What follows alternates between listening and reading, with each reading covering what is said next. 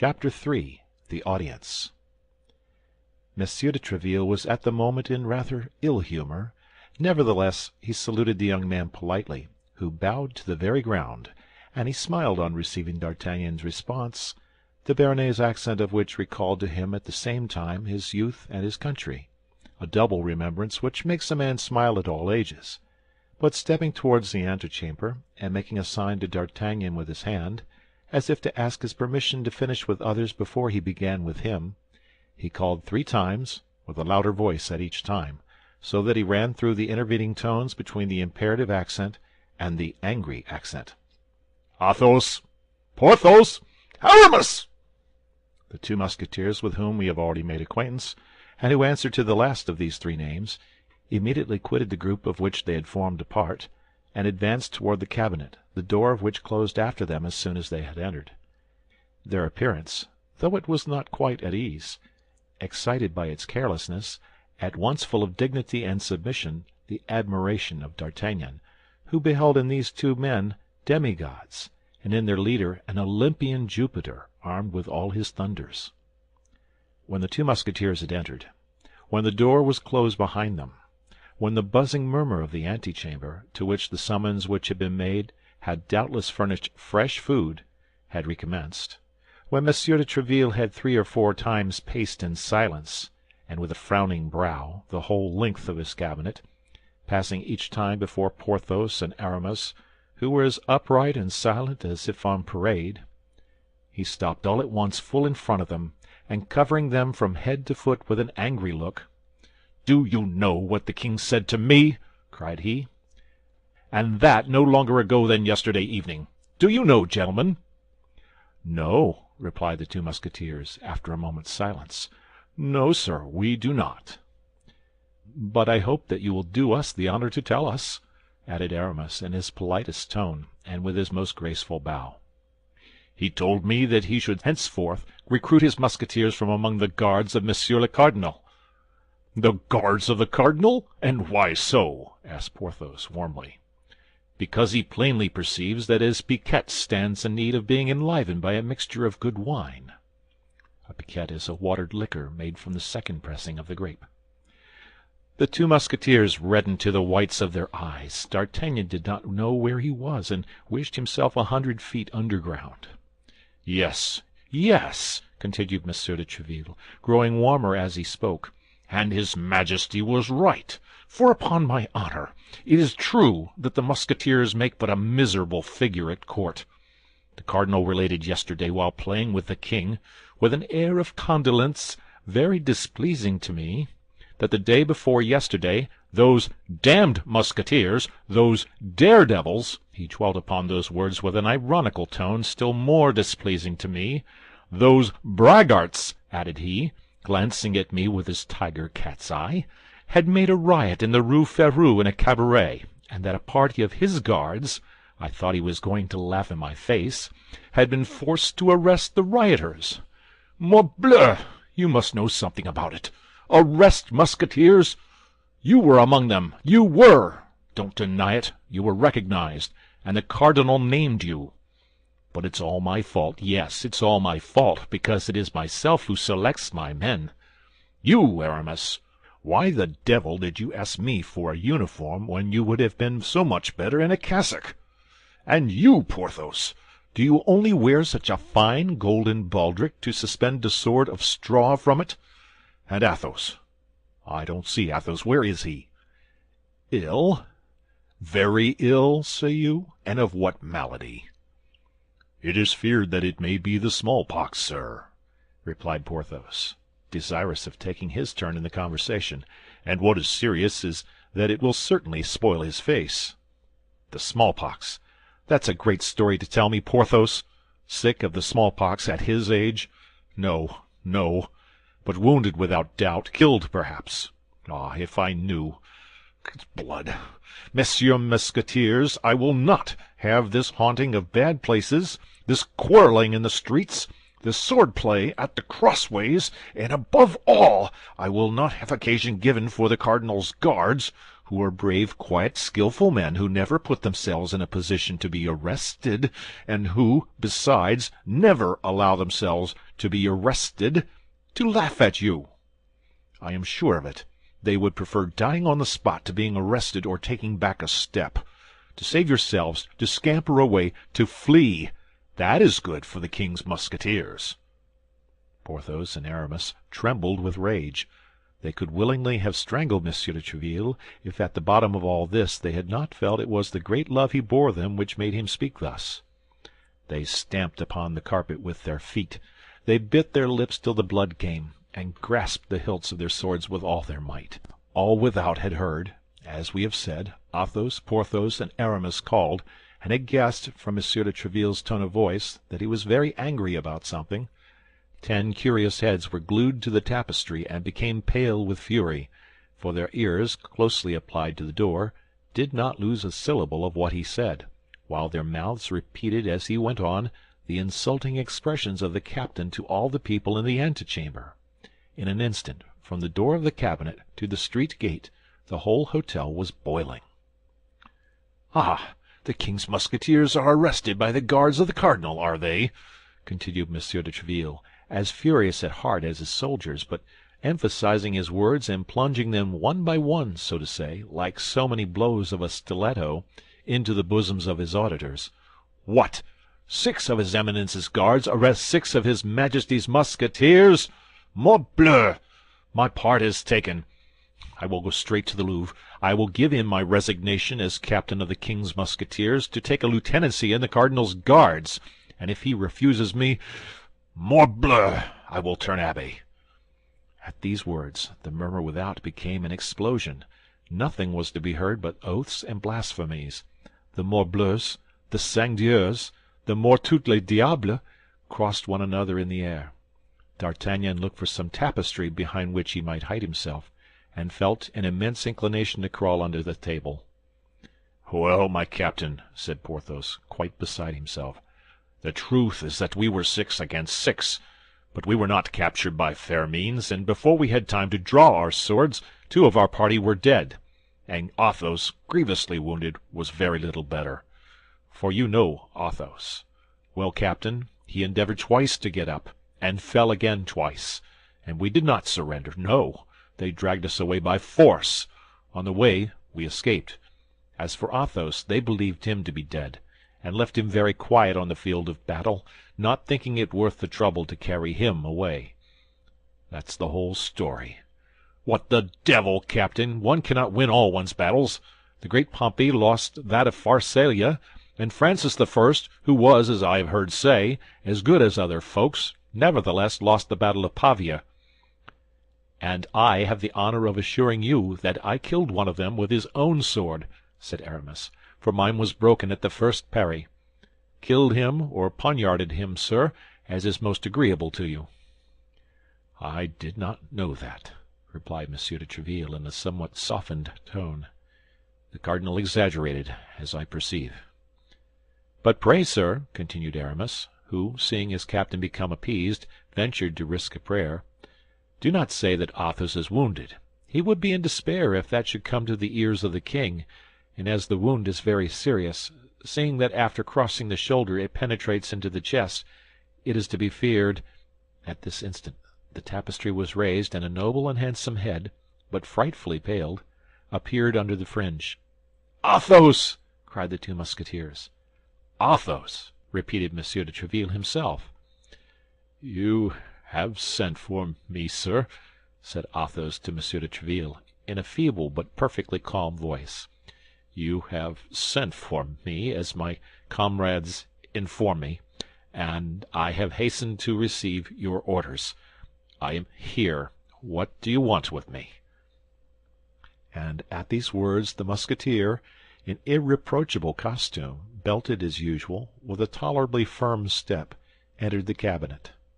Monsieur de Tréville, moved to the bottom of his heart by this proof of courage, sprang toward him.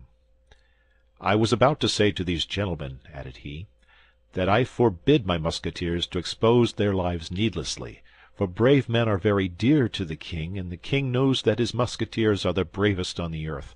Your hand, Athos!"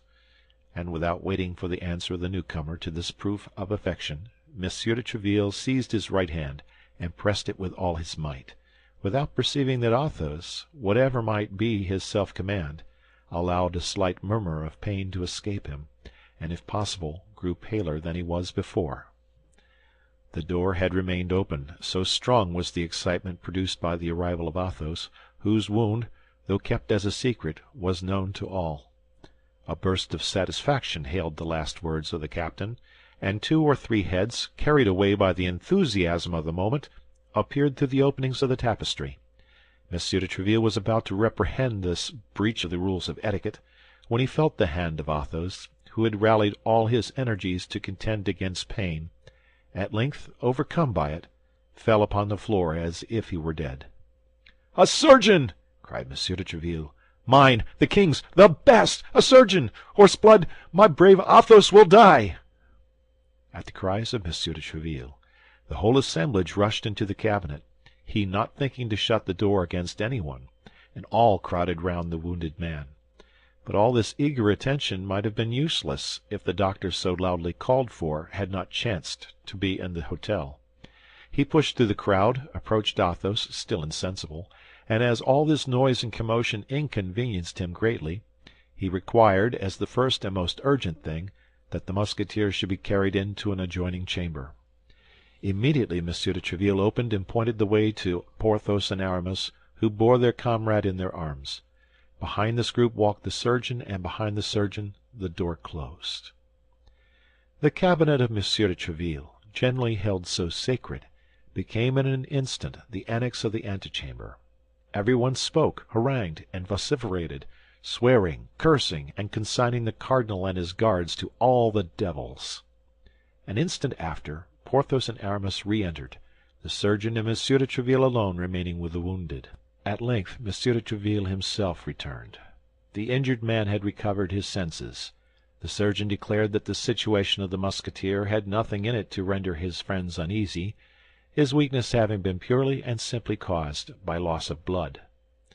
Then Monsieur de Tréville made a sign with his hand, and all retired except D'Artagnan, who did not forget that he had an audience, and with the tenacity of a Gascon remained in his place.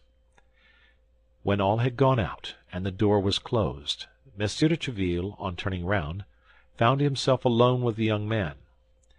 The event which had occurred had in some degree broken the thread of his ideas. He inquired what was the will of his persevering visitor. D'Artagnan then repeated his name, and in an instant recovering all his remembrances of the present and the past, Monsieur de Tréville grasped the situation. "Pardon me," said he, smiling. "Pardon me, my dear compatriot, but I had wholly forgotten you. But what help is there for it? A captain is nothing but a father of a family, charged with even a greater responsibility than the father of an ordinary family. Soldiers are big children, but as I maintain that the orders of the king, and more particularly the orders of the cardinal, should be executed—" D'Artagnan could not restrain a smile.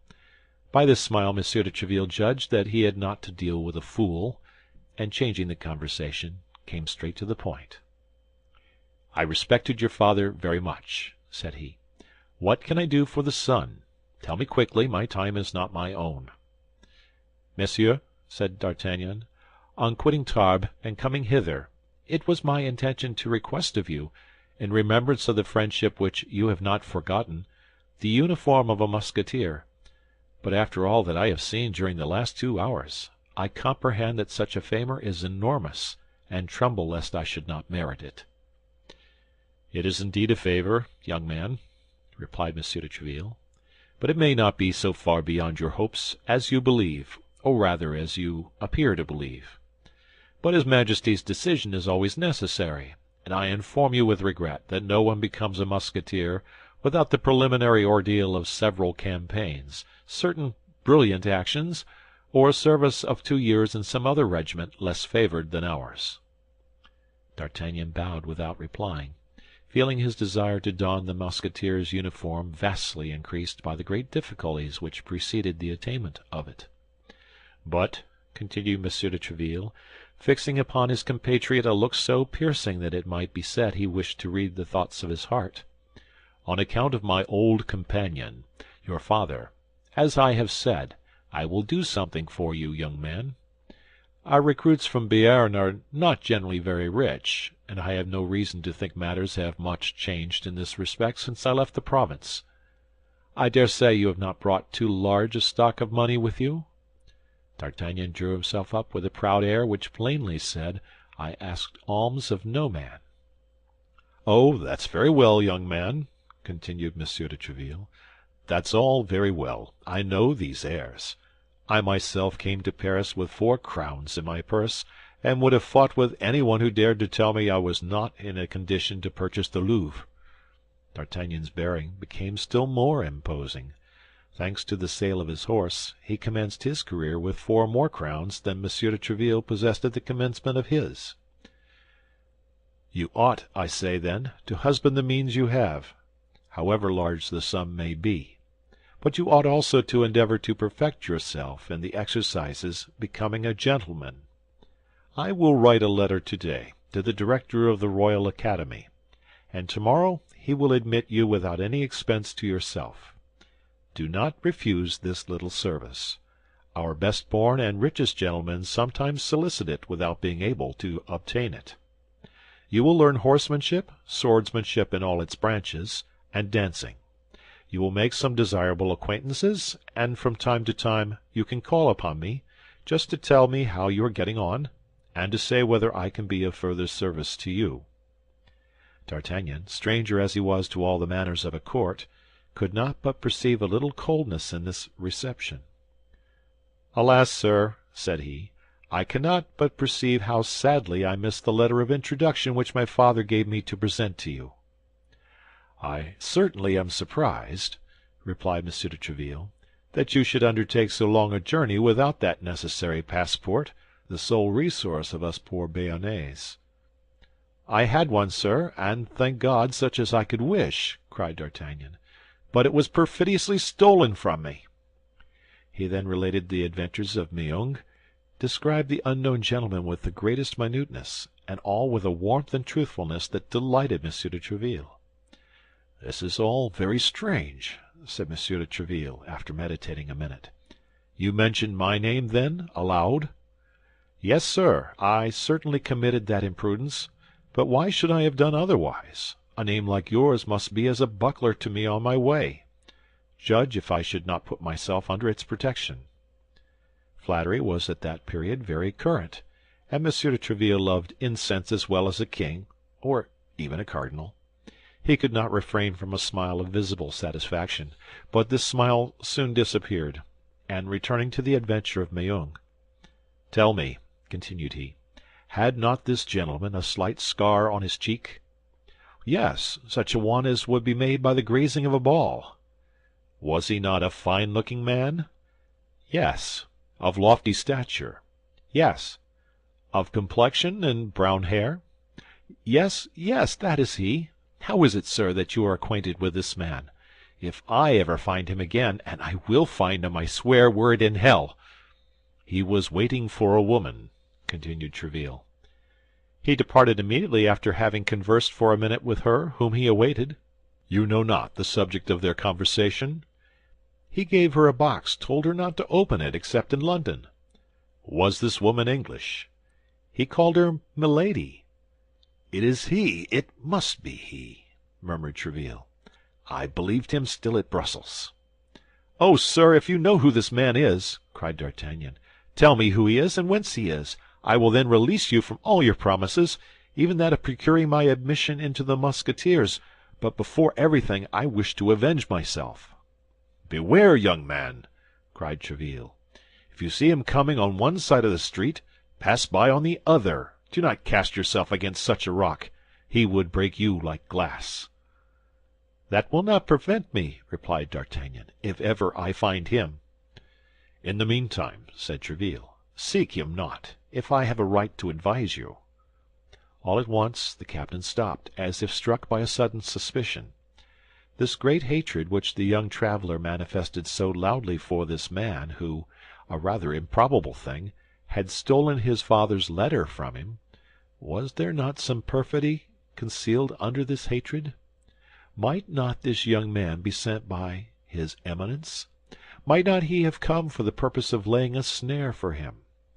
This pretended D'Artagnan, was he not an emissary of the cardinal, whom the cardinal sought to introduce in Tréville's house, to place near him, to win his confidence, and afterward to ruin him as had been done in 1,000 other instances?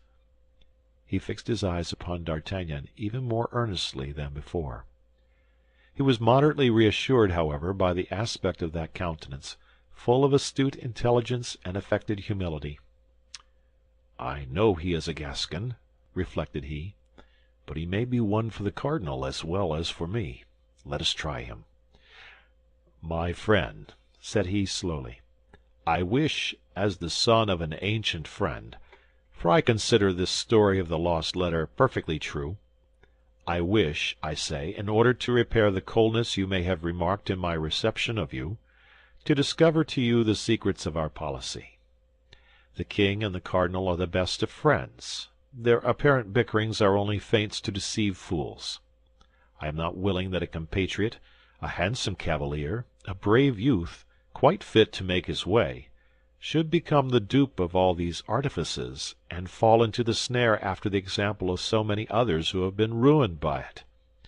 Be assured that I am devoted to both these all-powerful masters, and that my earnest endeavors have no other aim than the service of the king and also the cardinal, one of the most illustrious geniuses that France has ever produced. Now, young man, regulate your conduct accordingly, and if you entertain, whether from your family, your relations, or even from your instincts, any of these enmities which we see constantly breaking out against the cardinal, bid me adieu, and let us separate. I will aid you in many ways, but without attaching you to my person. I hope that my frankness at least will make you my friend, for you are the only young man to whom I have hitherto spoken as I have done to you." Tréville said to himself, "If the cardinal has set this young fox upon me, he will certainly not have failed. He who knows how bitterly I execrate him, to tell his spy that the best means of making his court to me is to rail at him. Therefore, in spite of all my protestations, if it be as I suspect, my cunning gossip will assure me that he holds his Eminence in horror." It, however, proved otherwise. D'Artagnan answered with the greatest simplicity, "I came to Paris with exactly such intentions. My father advised me to stoop to nobody but the king, the cardinal, and yourself, whom he considered the first 3 personages in France." D'Artagnan added M. de Tréville to the others, as may be perceived, but he thought this addition would do no harm. "I have the greatest veneration for the cardinal," continued he, "and the most profound respect for his actions. So much the better for me, sir, if you speak to me, as you say, with frankness, for then you will do me the honor to esteem the resemblance of our opinions. But if you have entertained any doubt, as naturally you may, I feel that I am ruining myself by speaking the truth. But I still trust you will not esteem me the less for it, and that is my object beyond all others." M. de Tréville was surprised to the greatest degree. So much penetration, so much frankness, created admiration, but did not entirely remove his suspicions. The more this young man was superior to others, the more he was to be dreaded if he meant to deceive him. "You are an honest youth, but at the present moment I can only do for you that which I just now offered. My hotel will always open to you. Hereafter, being able to ask for me at all hours, and consequently to take advantage of all opportunities, you will probably obtain that which you desire." "That is to say," replied D'Artagnan, "that you will wait until I have proved myself worthy of it. Well, be assured," added he, with the familiarity of a Gascon, "you shall not wait long." And he bowed in order to retire, and as if he considered the future in his own hands. "But wait a minute," said M. de Tréville, stopping him. "I promised you a letter for the director of the Academy. Are you too proud to accept it, young gentleman?" "No, sir," said D'Artagnan, "and I will guard it so carefully that I will be sworn it shall arrive at its address, and woe be to him who shall attempt to take it from me." M. de Tréville smiled at this flourish, and leaving his young man compatriot in the embrasure of the window where they had talked together, he seated himself at a table in order to write the promised letter of recommendation. While he was doing this, D'Artagnan, having no better employment, amused himself with beating a march upon the window, and with looking at the Musketeers, who went away, one after another, following them with his eyes until they disappeared. M. de Tréville, after having written the letter, sealed it, and rising, approached the young man in order to give it to him. But at the very moment when D'Artagnan stretched out his hand to receive it, M. de Tréville was highly astonished to see his protégé make a sudden spring, become crimson with passion, and rush from the cabinet, crying, "S'blood, he will not escape me this time!" "And who?" asked M. de Tréville. "He, my thief!" replied D'Artagnan. "Ah, the traitor!" And he disappeared. "The devil take the madman!" murmured M. de Tréville. "Unless," added he, "this is a cunning mode of escaping, seeing that he had failed in his purpose."